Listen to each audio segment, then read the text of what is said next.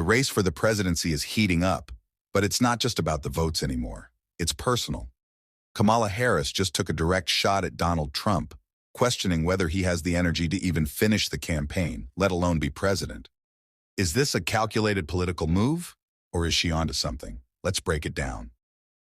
Welcome back to Focal Point, your #1 source for the latest political insights. If you're new here, don't forget to hit that subscribe button and ring the bell so you never miss out. We're just days away from what might be one of the closest presidential races in U.S. history.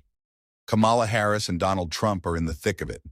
But this time, the focus isn't just on policies. It's about who's physically fit for the job.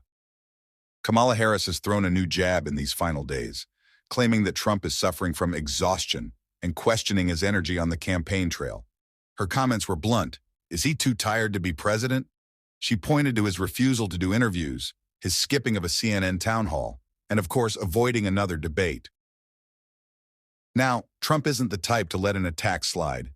He fired back almost immediately. "I've gone 48 days without arrest," he said.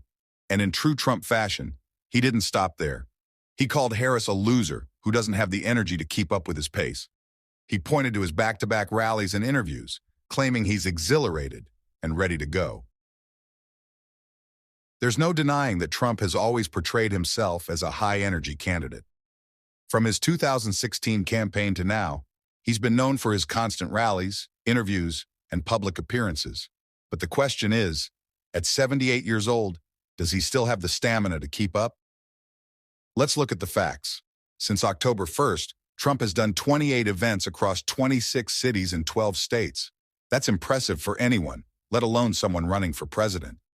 Meanwhile, Harris's public appearances have been fewer, sparking the narrative that she's trying to catch up. But then there are reports. Politico and other outlets have claimed that Trump's team is worried about his exhaustion, and that may explain some of the canceled interviews. Trump denies it all, of course, but it's hard to ignore the chatter. Harris's attack isn't just about Trump being tired. It's a broader question of fitness for the presidency. The job is physically and mentally demanding. By questioning Trump's stamina, she's hitting him where it hurts, especially since he's built his persona on being unstoppable. And it's working.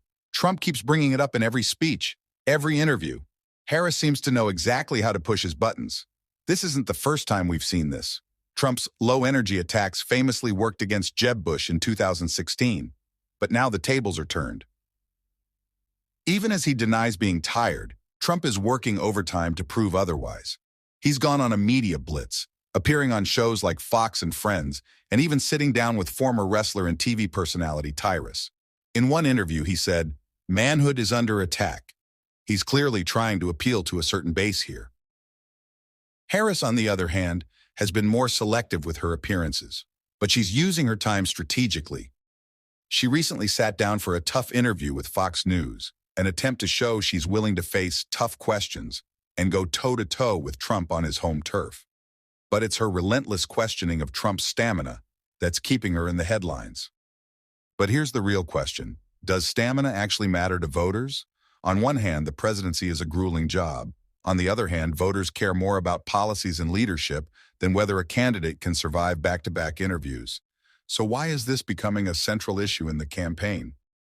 Some argue this is just political theater, a way for Harris to distract from other issues like the economy or foreign policy. Others say it's a legitimate question. After all, Trump's handling of the COVID-19 pandemic and his age raise questions about his ability to handle crises. There's also the gender dynamic at play here.